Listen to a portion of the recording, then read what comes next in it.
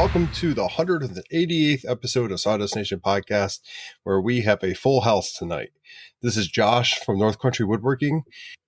And I'm Nat from Nat Snotty Works LLC. This is Tim from Gears and Fire. Hi, I'm Ben with Beach Time Woodworks. And this is Victor from WIMM Designs, and I'm here. I'm a special guest, and we're here to talk about what's going on in my shop. Just your shop, huh? I see. That's my shop. Yep. I see what it is. The rest here. Okay, you set me up for that one, Josh. Nice. I mean, Victor's literally in his shop enjoying himself right now. That's right. That's right. Somebody's got to do it. Come on, I never get up. I mean, I'm in my shop. I mean, yes, Tim, you're in your shop, but it looks like Victor's actually doing stuff currently, like legitimately doing stuff, making something in his shop. Yeah, one day every year. Sure. Yeah, honestly, like that one day every year, I'm trying to figure out what day that's going to be for me when I get back in the shop. I've wanted to get out there every day I've gotten home from work, but then I sit down on the couch and I say, this is great. This weekend I won't have any football to watch, neither the next week because I don't care who's playing. Lions lost. That is what it is. Kick the field goal, Dan. But either way, laces out, Dan. But yeah, right. I was thinking like you make a meme that says laces out, Dan, but really it's Dan Campbell's like kick the field goal, Dan. But I'll tell you what, there's no real shoulda, coulda, woulda on there. I'm just gonna go ahead and debunk this now. Our field goal kicker could have easily missed those 2 field goals, and then we would have hated him for kicking a field goal. So honestly, at the end of the day, I don't care. We got as far as we did. Haven't been there like ever since like 1957, I think. So we're doing okay. We'll be back next year, I think. I'm not gonna be like a Cowboys fan and be like, "Oh, we them boys," and then we're kicked out of the first round of playoffs again. Oh no, So I'm just gonna. There might be a football war on this episode. There might Moving be. on. But yeah, seriously though, I've been tired, man. Like these guys see it, and if patrons are watching, which we got Todd in the chat there. What's going on, Todd? I see myself. I look tired. Like I'm pretty beat. So, anyways, enough about me. This is a Victor's episode, isn't it? Oh wow. It is. Okay, guys. So I have a couple of things going on in the shop. As you can see, the wall behind me, I'm actually starting to do organization. I'm actually putting up some tools and trying to organize. This year, 2024, is going to be the year of organization. I took a page out of somebody's book that shall name nameless that almost cut his finger off. But,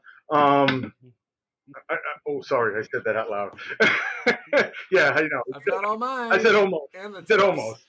But no, I've gotten to the point in my shop where I actually have more stuff in the shop than projects. So this needs to get done. I started, as you can see, putting some tools on the wall there. I know you guys know about the CNC. That is a goal that I would like to finish up by the end of the year.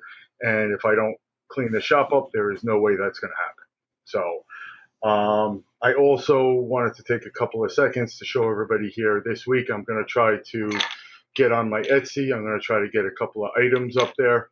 A lot of you have Festool hose, 27 millimeter hoses. So I know you have 27 millimeter hose. Yep, 27 millimeter hose. There, keep it up here. That might be the title, right? Yeah, that is the title. So where's my people? For all you Patreons that are on here, you could see I have the standard hose clamp, right? It holds the hose. It holds the electrical power cord. So what I did was I actually decided to add a little hole on the top of it. I put a ring on it. And now what I do is, and for all you Patreons, you can see I have a little sanding station. So I take my sander out. I pull these off. And now I'm good to go. If something doesn't. That's awesome. That's a good system. Unfortunately, you got to do yourself a favor and don't buy just buy one of these.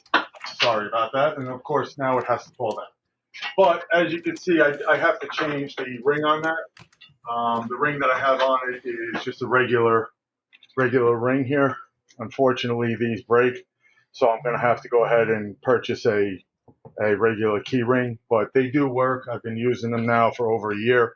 I'm going to put on Etsy. I also have a wall mountable hose clamp here.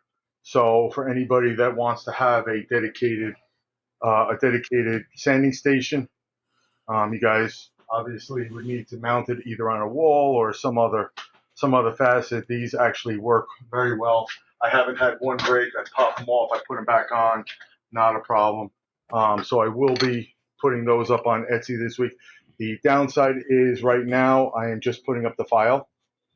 I need to get the printers ready so I could start printing them and start shipping them out. So I wanted to just show this on the podcast. I'm hoping that some of you like it. If you guys can reach out to me, let me know if it's something that you would consider. If you think it's a good idea, please let me know. I also wanted to do a shout out to Joey Steelblade. If you haven't heard of him before, go over to his Etsy store and pick up one of these Milwaukee battery holders. They are awesome. You put them up, they are a space saver. I actually put them up on I put them up on a story that I had. I have 2 drills on it and 4 batteries on it, and it's great. So that's what I've been doing lately. Like I said, this year is the year of organization. I'm planning on printing. In the meantime, I'm also designing a lot of holders that I plan to use on all these tools that I'm putting up. So, by the way, don't forget this. Yeah, I was gonna say you got a shirt there. I very much like it here. Let's see. Troll, noun dash meaning. I may not know what you're making, but in my opinion, tells me you're doing it wrong. Yep. Most definitely. You can actually pick that up on Joey's Etsy store as well. I like it. I feel like somewhere around there should be. I've been doing this professionally for about 25 years, so I know what I'm talking about. Yeah, those are my favorite people. Like when they're like, "Oh yeah, so I've been doing this for a while. So like you're CNC, it's not handmade. Just I use traditional tools. That's an actual handmade piece of wood or whatever. And it's just like, okay, cool, bro. Like you do realize I had to learn the program, right? Like I actually had to learn how to do all this. Oh, and hey, by the way, I had to use hand tools and table saws and everything else to make panels and do all this. So it's like, I guess it just manifested itself. Weird. But hey, haters gonna hate. Hey, they can hate all they want. I think we're all hybrids in this particular podcast tonight, just because we all use machines and we all use hand tools. Mm-hmm. Exactly. So. Not to mention all the learning you need to do on the software side. I mean, design, everything else. Anytime there's innovation with anything, there's always going to be haters. I don't know if anybody follows Alex Steele, the blacksmith from the UK. He started blacksmithing when he was like 11 or 12, but he did this great video of like, why do I use a power hammer? People tell me I'm not a blacksmith because he used a power hammer.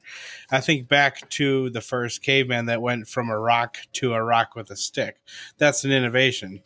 Adding the stick makes the work more efficient, but he's still making the work.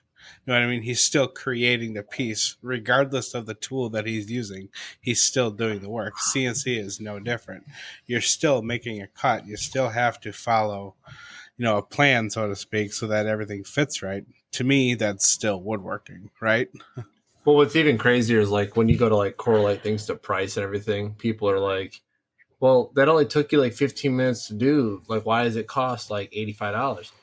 Well, let me explain to you why it costs $85. It's not the fact that it took me 15 minutes to make it. It was the hours and hours and hours of figuring out how to do what it is I did in 15 minutes that you're paying for. You're paying for an expeditious service that is, close to perfection, at least in our eyes, right? Because, there's never anything perfect. There's always going to be a, what is it called? I believe it's character. And you add character. You add like, how much do you add for that, Ben? I think it was like 15, 30, maybe $50. absolutely character. You just add price. Yeah, exactly. I think but the short answer, Nap, is like they're paying for experience. Like, do you want to pay somebody that doesn't know what they're doing, or you want to pay somebody that does know what they're doing, right? Regardless of how much time. What do you want? like exactly. Like, so, like, for example, I've had guys make 3D models before me, and this is before I knew you, Tim, because I know you know how to do stuff in SolidWorks. You know that probably better than some folks that I've even hired in the past. I've had people make 3D models, and you know it costs money. Like, hey, here's this 2D image. Can you make this into something 3D for me? And it's not like over the top expensive, but it's still a couple dollars, you know. And they do it rather quickly. You know, they do it in like a day or two, depending on the complexity of the item. And you know, I don't even bat an eye when I pay for the model because, like, one, the model's mine now, and two, I didn't have to do it. And three, yeah, they spent the time to learn how to use the software. So, Tim, if I had you make something for me, you said, "Hey, this is how much it's going to be." Guess what I'm going to say? Okay, you know, because I'm not going to sit here and nickel and dime you based on your experience. Now, if you go like, "Hey, that's going to be like $400," be like, you can kiss my, you know, but you know. There is a reasonable price for things like that. If you said like, you know, right, $40 to $50 for a model, depending on what it is, right? I'd be like, okay, like I'm gonna pay you for that because you spent the time and you learned the software and you gave me a good product. And now, right, mind you, after you cut a product, right? And I've dealt with this with some of the people that have made models for me. I said, hey, I don't necessarily like how this came out, like because I'll do like test carves on certain details. Learn from yours truly here in the podcast there, Ben Warren. I went ahead, you know, I'll take certain sections of a 3D model that they make that I want to see the most detail in, and I'll cut it. I'll do like a 4x4 square in Aspire, and I'll go ahead and cut that 3D piece out because guess what? The program only recognizes there's a 4x4 section. So I'm going to go ahead and cut that section, which will take 30 minutes rather than, you know, 7 hours to watch a roughing pass happen on a whole piece. And I'll see if it's going to work for me. And people have worked with me on that stuff as well. So, but yeah, all that to say, experience means money. And if people don't understand that, I think they need to just go to Hobby Lobby. So, but you hit the nail on the head. You said it just now. You know that. Most of our customers and most of the people we deal with don't value that because they don't put the time and effort into the stuff we do. No, as makers in the community, right, and the people here, even we do, because like, if like Ben comes to me and goes, hey, I need help with this, we work together, we work it out. We know how long it takes to learn and put forth that effort to create things. But the average client does not. And they just see what they see every day. Right. They scroll, they see, they click, they buy. Why isn't it done? Why isn't it shipped? Yeah. Why aren't you done with this yet? I ordered it yesterday. This takes a couple days at lead time. There's a lead time. It says it in there. Yeah, the old shadow box vending machine is broke, so I got to whip one out. Sorry. Yeah, I like that. Shadow box vending machine. There are actually so many titles there. Yeah. So I'm rather curious, actually. So Ben, you do a lot of 3D work, okay? And I know, based on conversations we've had in the past, it could take a while for certain jobs to happen. You know, certain carves, they take upwards of 36 hours from roughing to finishing pass, depending on the size. How do you typically like go about making batched items, right? Because you have what as a 2x4 CNC, right? If I'm not mistaken. And, you know, you run, I would say, a few jobs at a time because you're a wizard with, you know, Vectric, but you could probably run like 3 different jobs in one pass. But how do you manage your time, especially when it comes to making these long, drawn-out projects on your CNC? Well, the smaller jobs, obviously, you can batch them out. For example, the baby plaques that I can do 4 at a time. So that one I can get pretty good at.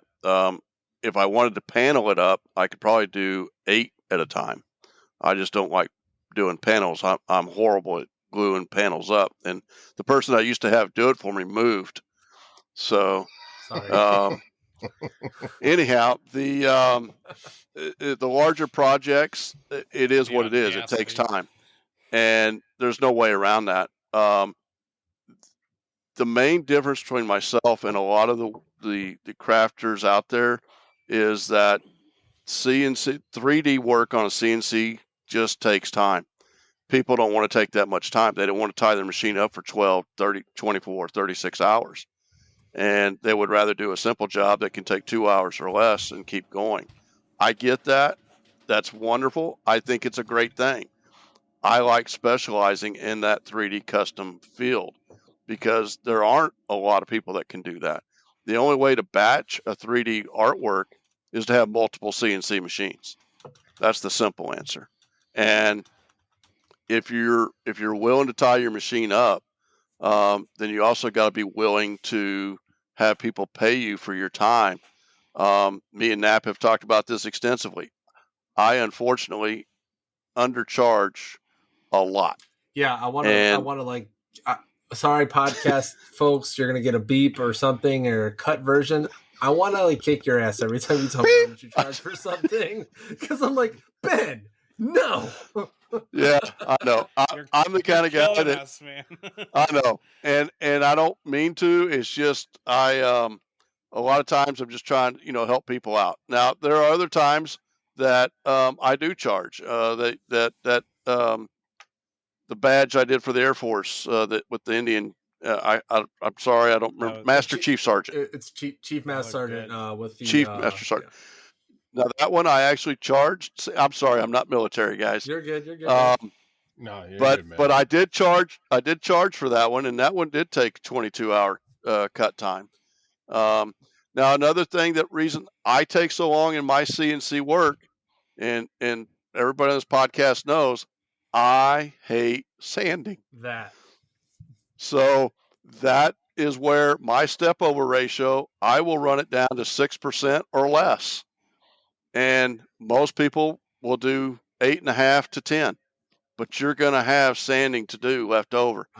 I'd rather spend my time on the CNC, letting it do the sanding for me, where it comes off at a 220, 320 versus me having to sand it. And that's a difference. A lot of guys, Knapp doesn't mind sanding. He can do it. He does it really well. No, I hate it. And it's his fault that I own a Merca, because I was like, oh, this is cool. I could buy this machine and it'll solve all my problems. Unfortunately, I found out it does not do 3D sanding. You sand all your detail off. Unless, and there's two things, right? I've seen a bunch of guys do this stuff. There's actually two methods to solve the sanding of 3D. Okay. So Merca, but I think Surf Prep does it maybe better, is their sponge sanders. That works pretty well. It can. But then there's a sanding, okay. But then there's a sanding mop. So there's a lot of people that do 3D that use the drill and a sanding mop, and they do that. I will do a sanding mop. I bought 2 of them actually. And I have used those. The problem is when you get into really, really fine detail, that's where you have to do it by hand and get in those grooves. You can't use a sanding mop. That detail is going to be gone. Yeah, so that's character. That's character. There's your title. Character. Add $10. Big eraser. What's that, Tim? But like you could. Would it work to use like a sandblaster, like a small scale sandblaster? It could, but because the wood is such, I hate to say this, but wood is a soft medium, unfortunately. Yeah. Well, I mean, I know what you mean, Tim, as far as using a sandblaster, but I think when you're trying to use sand to clean or do things like that, it requires a relatively high pressure, I think. Maybe. I don't know. I've only ever used high pressure sandblasters, so I don't really know. Yeah. I'd like to say that for me, it's just going at a step over ratio that's smaller and letting the machine do it. I don't have a problem with it. I think it comes out great, but it takes time. And again, I'm sacrificing time for these 3D custom models that I do. And most of them are all custom. So that's what I do. But I mean, you're not sitting there watching the machine the whole time either. I mean, you can set it. A lot of times I am. I'll be honest with you. I've learned from Knapp and Josh that I can do other things in my shop. Yep. At the same time, so I can cut pieces out, wood, and get them ready. I have a laser now, thanks to Knapp and Josh, and so I can also Yeah, Candy still wants to talk to you about that. That's So- fine. I will talk to Miss Candy all day, every day. She's a wonderful lady. She won't do anything to me. She'll do she something to you, is. but she won't do anything to me. So now I have a laser that I can use and play with at the same time, and I thank those guys for helping me with that. So I have learned to broaden my horizons and not just be a one project kind of person. That's good. Hey Ben, how long is one of your carves? I mean, what's the average 3D carve that you're doing? I mean, are you talking more than 8 hours? It averages probably 6 to 10 hours. Oh wow, okay. Yeah, On average. That's a good amount Yeah. of time. Yeah, it's a So 2-day, usually a 2-day process. I'll split it up. Benefit you to just invest in like a second CNC, but like a much smaller platform. Like I don't even know what the smallest is anymore, but like say like 12 by 12 or something. Like how big are you typically? How big are your carves? You know what I mean? Well, I'm getting bigger and bigger actually. So the carves are taking longer. Okay. But my average carve is probably 10 by 13. So the Shapeco, I don't even know what the heck number they're up to. Basically, it's like 18 by 30. Yeah. So it's like half of You what have I got. an That XL or sounds like double it'd be- XL? I think it's just the XL. Okay, yeah, Shapeco XL. That was like one of their first lines of machines. Yeah, because that's what I have is the three triple XL, the third version, but that's 31 by 31 or so. But like I said, the half size version that'd be perfect for you, Ben, because like I said, that platform is like 18 by 30. Right. Yeah, it's So just like convincing something the wife that I'm buying another car in the garage. Yeah. So So I would like to say this real quick before I forget. Nat mentioned taking a 4x4 piece of a 3D model and cutting a 4x4 piece. The part that he left out on that, I'd like to mention real quickly. You can make it even smaller. You can do 2x2, and that's what I do. The great thing about doing that is once you carve that, you can now take that and then figure out the size that you're going to have, and whatever time it took to do that 2x2, then you multiply it for your piece, and you're going to know how much time it takes to carve that piece out. I didn't even think about And that really does work very, very well. On my particular machine, I have an Axiom, and it has a estimator. The Vectric has an estimator in the software. That doesn't work.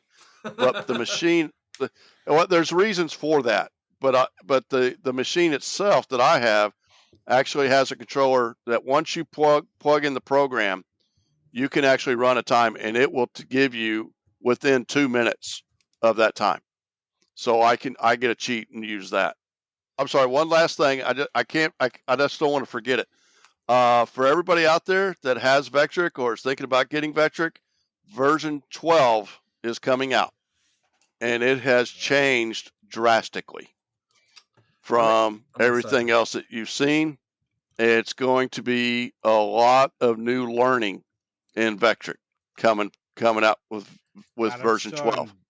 I'm still on version 6.5. But there's a guy. I know a guy. Hey, I know a guy too. I think his initials are Eminem. Eminem. And he is already working on the tutorials for version 12. I'm excited to see what Mike has to offer for that. Just letting you know that. Yeah, Michael is going to be a godsend for that. And Vectric is also having the user group meeting in Austin, Texas, October. I've already blocked out an entire week of my work for vacation. I am going to be there. Michael is going to be there. If I didn't have a wedding to go in August and I wasn't moving possibly in June, I'd be there. You take a week off to go to VectricCon, but you won't take a week off to go to Maker Camp. Or Workbench Con. Or Workbench Con. Come on, man. Priorities. Interesting. Are at, Ben. No, we get it though, bud. I'm sorry. No, Ben, we appreciate everything you do for us, Ben. and also bringing us good information. Just know Mike might get like a bunch of personal message from me. Hey, how'd you do that? Hey, you call if you call him Mike, he's going to know that you're not his friend. So say Michael. Oh, Michael. So he doesn't like Mike. Yeah. Oh, he'll correct you. I'm just letting you know. You know, I'm a Mike or a Michael as well. So there's that. This is true. This is true. And as a matter of fact, Mazalik and Napiatai, I don't know if they're the same origin, but we both have odd last names. So yeah. We can get on the same page. And he lives kind of close to you. He's in Philadelphia. Don't you ever say that again. He's a Philly boy. Hey, fly Eagles fly. Don't. Do it. Anyways, okay. Somebody hit the button. Ding. Wait, this is my episode. Yeah, right. So tagging in, past Ben's 3D stuff here. So I am trying something here in this near future. I've been very, what's the word? I think it starts with a P. We do it quite often. Oh, procrastination. Yeah, we do that a lot. There's a lot of projects that are due them when you can that I've been procrastinating pretty hard on. Actually, one of them is, I kind of feel like AJ in saying this. Sorry, AJ, I'm going to cut you out, bud. It's been about a year and some change since I've been given this other one of these jobs. And I think I might finally get to it. I'm going on paternity leave next week. However, it's funny. I'm going on leave, but I'm going back to work for 2 days to load, so I don't have to make those up in how did the months go? Oh yeah, in March. I'd have to load essentially 2 months worth of things in March if I didn't go next week. But my official, I'm not going to work at all is the following week. And that'll be nice. But I'm going to get all the projects done that are on my list. But then also I'm going to work on a different type of award. So beautiful thing about Aspire and some of these programs is you can set your origin of where you're going to start your piece. Here's the best part is the CNC doesn't know what the shape or the size of anything is. It only knows what you tell it. So I'm going to take a piece of cherry and a piece of walnut, and I'm going to marry I don't know the actual size yet, but we'll call it 4 inches tall by 1 inch wide piece of walnut, and I'm going to laminate it in the middle. So I'll have a piece of 13/16 cherry and 13/16 walnut, and I'm going to 3D carve that walnut into a badge that sits on that cherry. So the only thing left is a walnut badge on a cherry plank, and then I'm going to laser engrave the award details on it. I'm going to try that out and see how that works. I think it'll work pretty well. I've seen some people do things like that kind of just with regular inlay work. I'm genuinely curious. I'm obviously going to do some testing, right? Because that's only going to take 35 minutes to do between roughing and finishing pass. It's not going to take very long because I'm going to do avoid machined areas to cut some time. And then obviously because when you're hogging material out, it doesn't necessarily have to be perfect. But then the finishing pass will have the 5 to 6% step over with a relatively nice speed. It's not going to have a lot of it'll have detail, but nothing so fine that it's going to be missed.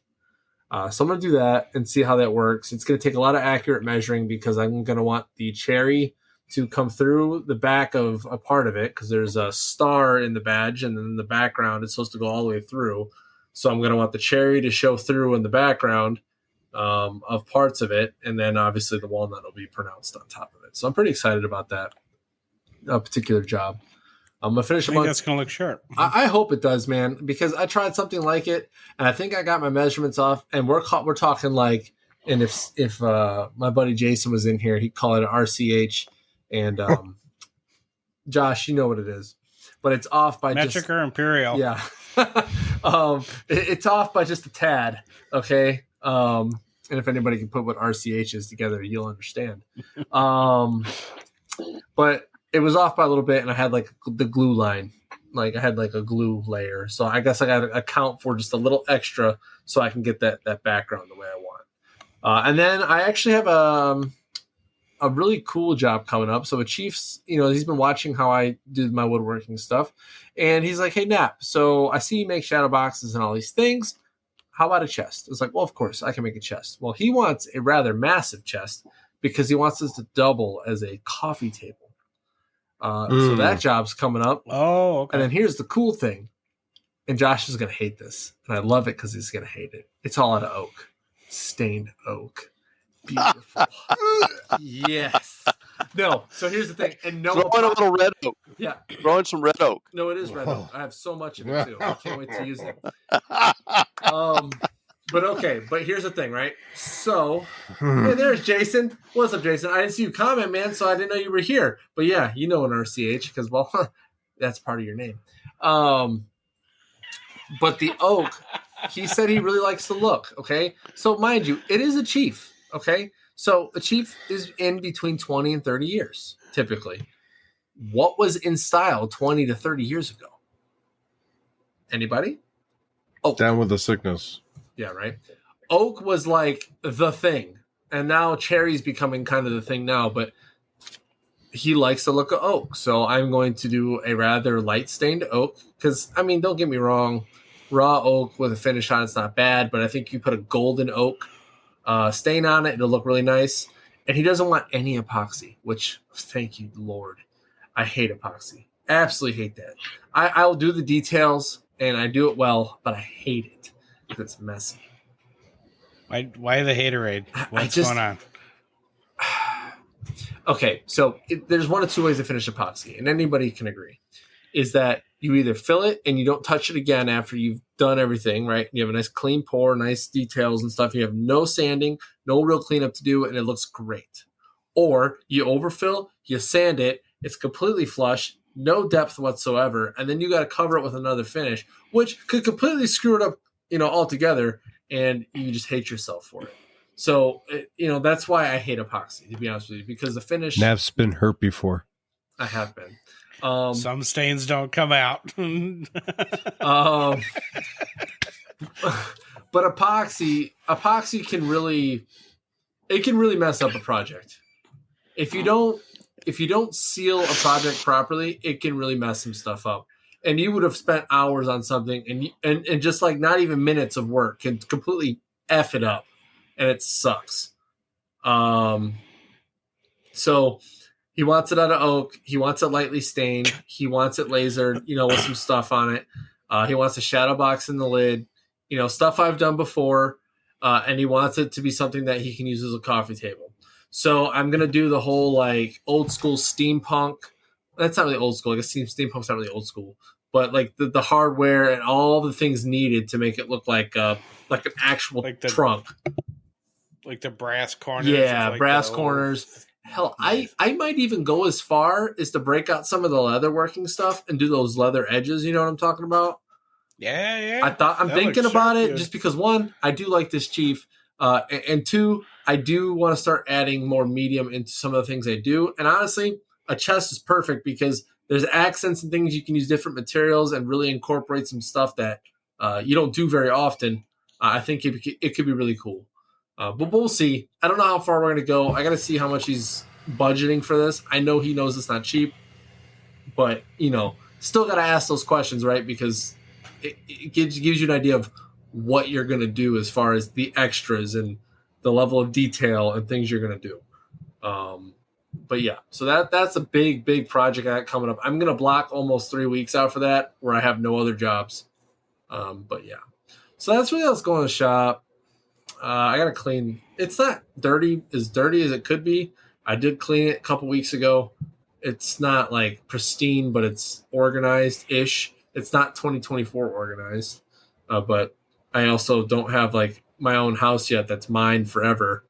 It's more or less a rental, really, because I just pay a mortgage here until I sell it or rent it to someone else. How do you guys deal with that? I'm sorry to jump in like that, but I mean, it's got to be tough being in the military, jumping from house to house, not really having a shop of your own until you're out, until you decide whatever you want to do. I mean, that's got to be a little frustrating at times. So yes, frustrating, yes, but it has pros. Okay. And Josh might be able to agree with me here, just because we both done it now. I get to see how I want my shop laid out multiple times. I get to learn, like, make lessons learned. There's a lot of stuff that I've learned between my Texas move to here, and guess what? And oh, hey, by the way, great news. Apparently, I'll have plenty of time to do woodworking when I'm in Louisiana, so hopefully I can find a place with a big enough garage to do it. So I probably and air conditioning. Yeah, well, I'll put a mini split in. Don't you worry. I mean, hell, I put a freaking infrared heater in this one, courtesy of Stan. And it's probably going to be a selling point for this house, to be honest with you. But if I can find a place with a decent sized garage to make a shop, I will most definitely continue woodworking. If I don't, I will have to put it on pause. But I can tell you, I've learned a lot from my first move and how I set up here with a little bit bigger garage. What do you consider a decent enough shop?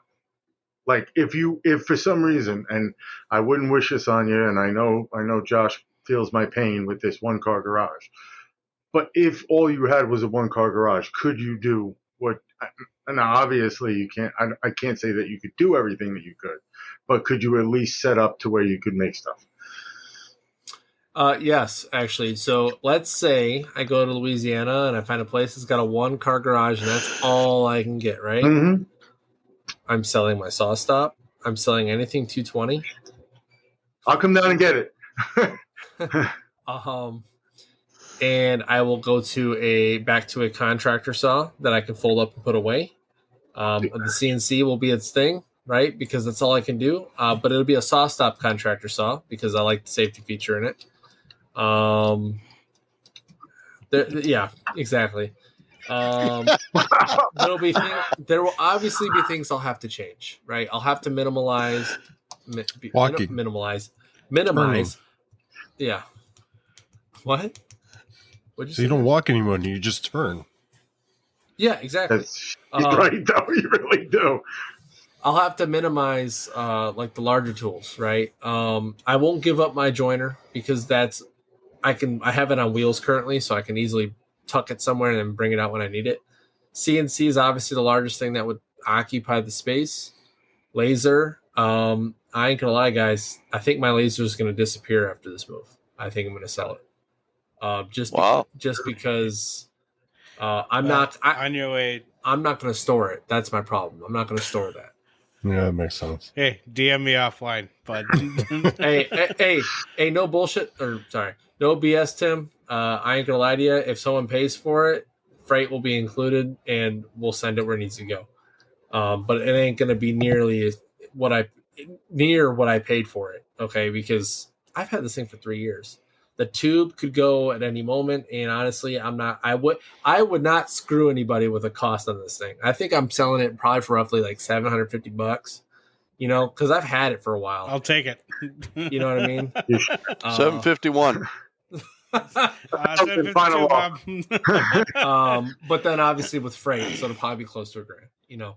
But honestly, that laser's been nothing but good to me. 752. But if I do really do, if I really do sell my laser, okay, I will definitely talk to you guys first and see if you want it and you want to freight it to your place. And obviously, I'd help you guys set it up and all those things. But I've done mods to this thing that are irreversible that many lasers have. A lot of the top of the line lasers have, like a laser combiner and those things. I don't know. We'll see. It's just, again, it depends on where I'm at. You know, I have an ATC coming. I have the Mazzo upgrade coming. They're coming at the same time. I saw the delivery with time. all the upgrades to your CNC. It's almost like a good transition point to go away from the laser and really double down, triple down on the CNC. So yes and no. Okay, so yes, because you know that cost me. It hurt my soul. I have paid about, I want to say, a quarter of it off already with jobs I've gotten. I haven't even received the machinery yet. But I also want a new laser, you know, so this one, I think it might be time, you know, out with the old and with the new type thing. It's kind of what it's going to be. But again, I don't know what my space is going to look like. So how do I plan for what it is I'm going to get if I don't know what kind of space I'm going to have? I'm not going to go buy a 150 watt gigantic laser that fits in the quarter of my garage and then, you know, do that whole thing, or buy, you know, a large Avid CNC and a Onefinity and have an X-Carve also all in the same place and not use any of them. You know what I mean? So I'm trying to be smart. I think the Winfinity upgrades are smart for me now because, yes, like you said, Tim, I can double down on CNC production because guess what? 3D carves, that's going to be great. I don't have to do any tool changes, nothing. It's going to do it all for me. That's gold. And so Ben, that's also, and thank you Ben for teaching me a lot of 3D stuff because guess what? Once I get to that, I'm going to be able to do so much 3D stuff. I won't have to waste any time, but the time the machine wastes because won't have to change a single tool. It'll do all the touch offs, all the probing, all the things for me. So I'm super stoked for that, and I can't wait to sell some of these 3D pieces I have planned because I'll be able to batch them with ease. That's awesome. So talk about that's CNCs fantastic and stuff. Victor, have you made any progress on your CNC? What's your next step with that? I know you were kind of building that thing from scratch. Right now, I have the frame. So what I need to do is I need to actually get the plates for the rails and the ball screw in place. Once that's in, then it's just a matter of wiring it up. It's actually further than you would think it is, but there's still a good amount because of the fact that I need to go ahead and manufacture a plate. Because the way I'm setting it up, all of the rails, okay, are going to have a ball screw and a rail, right? So, unfortunately, of course, the linear rail is at a different height than the ball screw.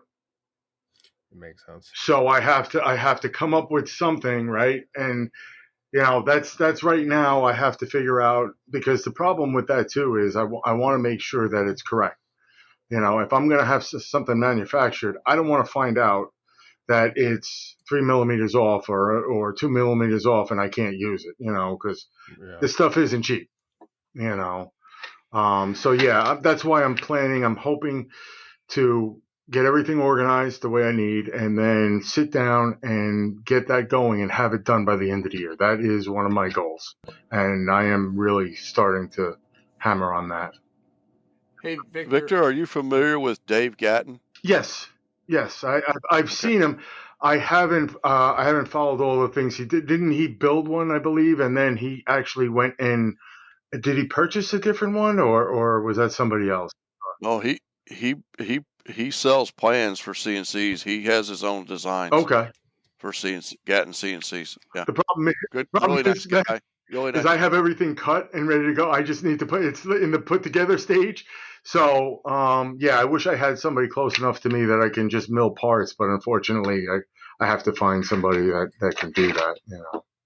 Understand. Yeah. But one thing I did want to ask Tim, what we were talking about before, different software, 3D carve software.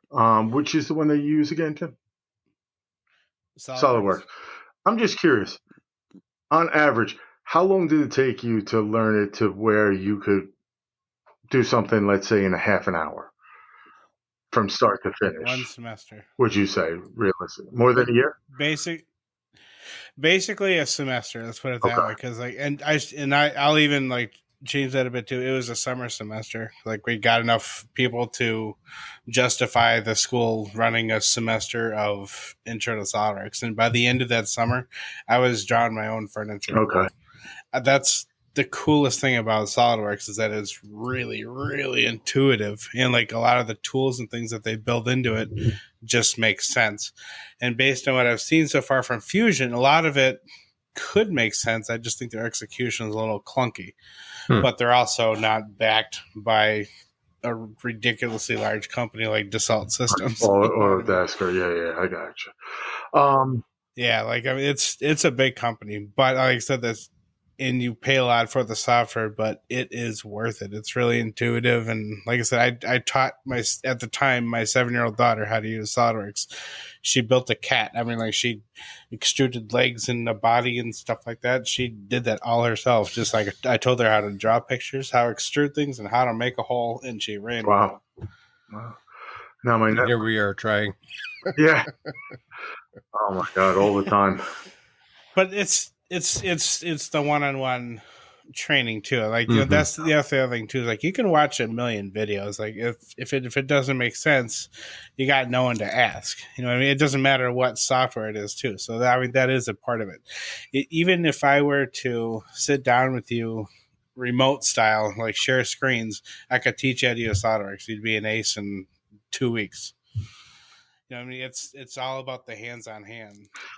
You know what I mean? It's, Well, the one thing there are a lot of guys out there that have tutorials. I think some are Right. better than others. oh yeah, I agree. Especially in the Vectric area. I don't know. I'm not real familiar with any of the other softwares because I use Vectric. But I'm very familiar with many of the tutorial guys that are out there. And I don't listen exclusively to Michael Mazalik, but he's the main guy that I listen to.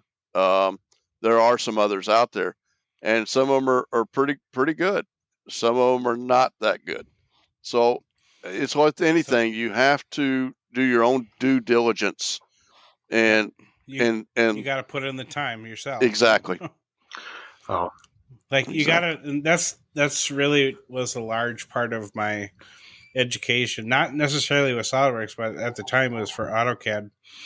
It's like there's so many folks in my AutoCAD class that we couldn't get the one-on-one. So I just had to try, and I hit buttons until something worked. You know what I mean? That's what I'm doing.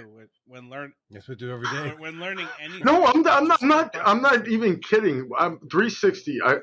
I sit there, I do the video, and I follow along, right? And for the most part, I get it. But then about 2 days later, when I forget half of the stuff that they just taught me, which I'm sure everybody does at some point, I'll sit there and start with it, and then all of a sudden, it's, oh, wait a minute, oh, that's right, I touched this. Okay, that worked, or it didn't work. Yep. You know, unfortunately, it's a longer route of doing it, but you know, we got to learn somehow.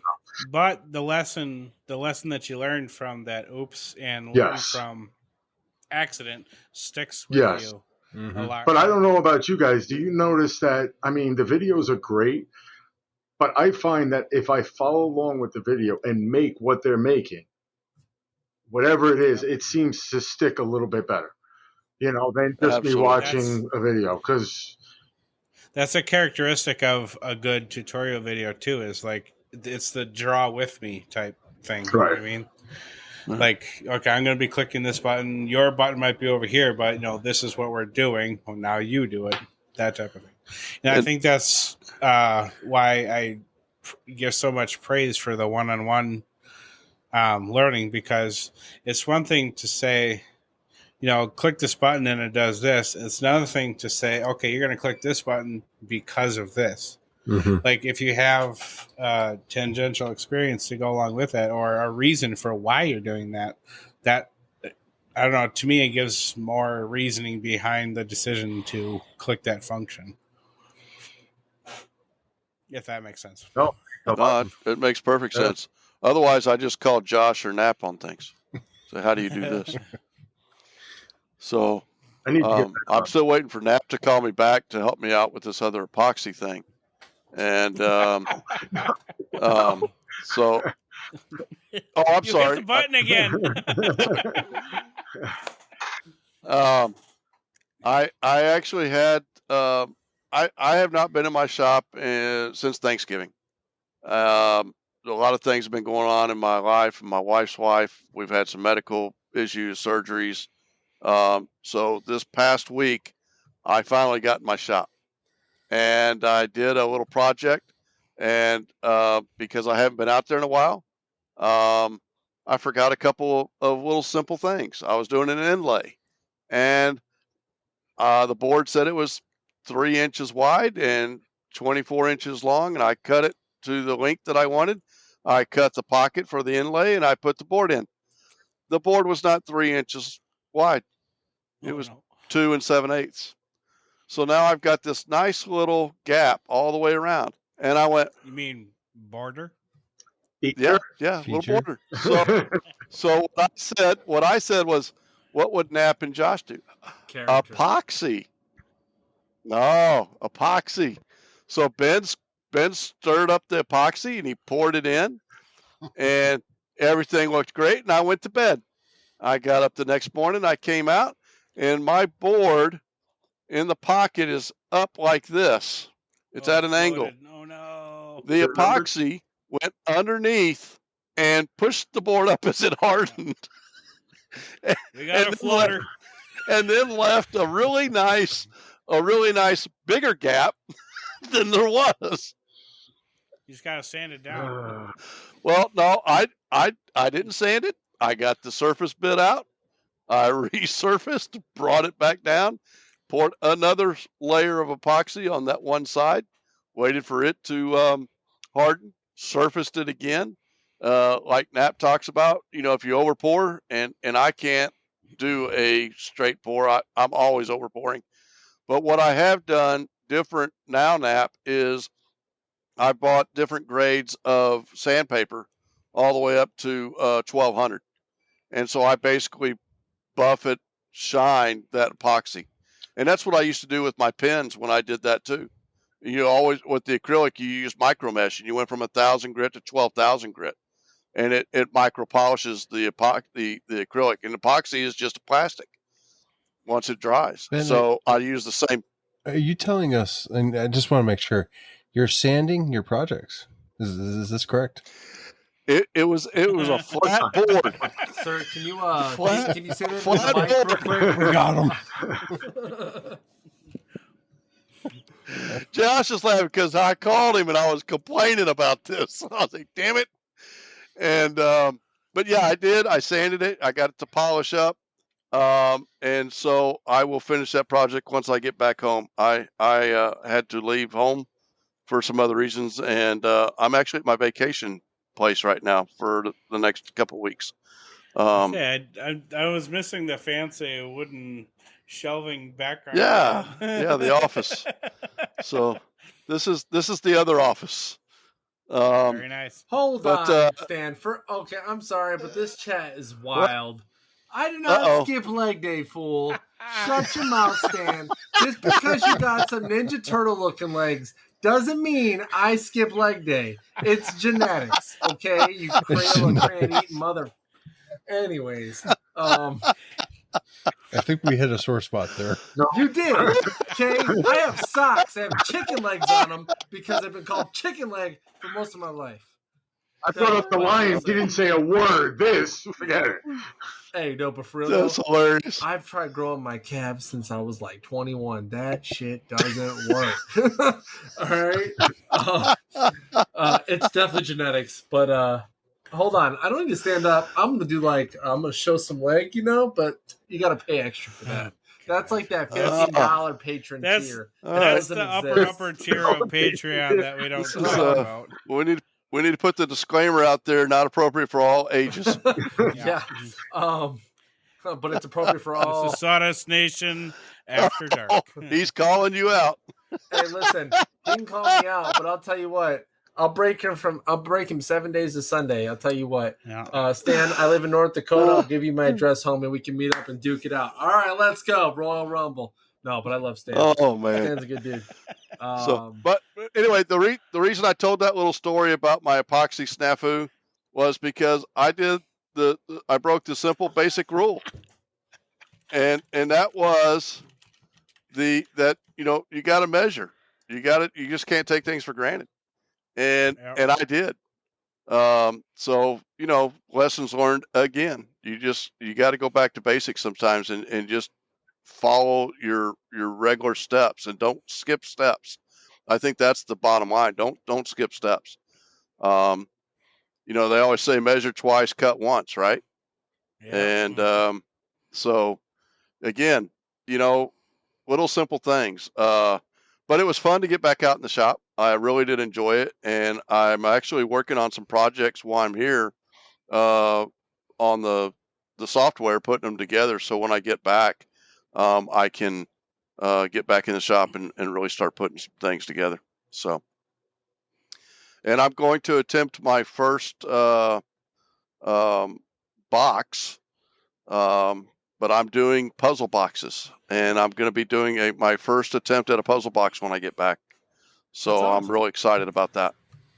A box where you actually have to looking forward to seeing it. Use it as a puzzle and open it type of box, or Oh, Yeah, nice. it's a 10 move puzzle box that I'm doing. Nice. Wow. So Good for I'll keep you guys posted on how that goes. It may take a little while. My goal is if I can get the prototype to work, I can batch out the parts and then just piece them together. So that's my goal, is to be able to make it, get all the correct measurements, and then batch it out.